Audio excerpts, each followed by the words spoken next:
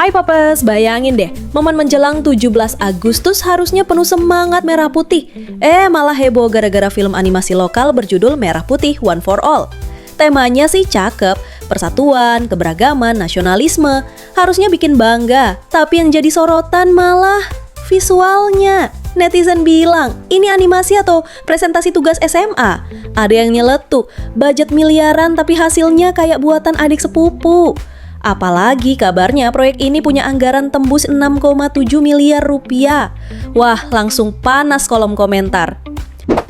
Sejak trailernya keluar, kritik deras nggak berhenti. Ada yang nyeletuk, lah ini levelnya kok kayak animasi gratisan di YouTube.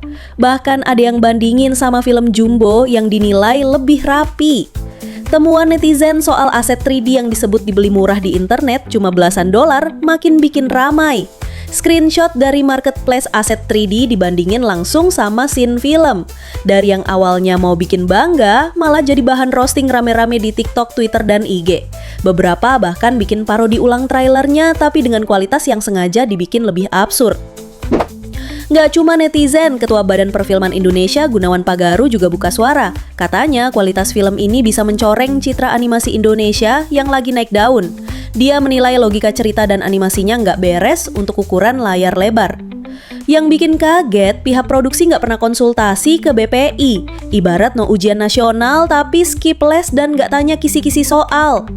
Kritik ini makin bikin isu memanas apalagi datang dari orang penting di industri film nasional. Dari kubu pembuat film, sutradara Bintang Takari membantah tuduhan beli aset. Katanya aset itu pemberian klien, bukan hasil belanja online.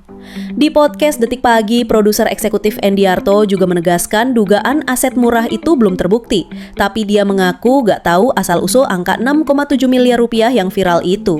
Bahkan soal properti AK-47 di film, mereka jelasin itu cuma properti panggung untuk adegan drama, bukan senjata asli.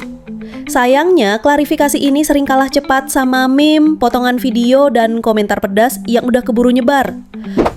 Beberapa kreator animasi lokal pun ikut nimbrung. Ada yang bilang, kalau mau layar lebar minimal riset pipeline-nya dulu. Ada juga yang bandingin sama Battle of Surabaya yang sukses di festival internasional.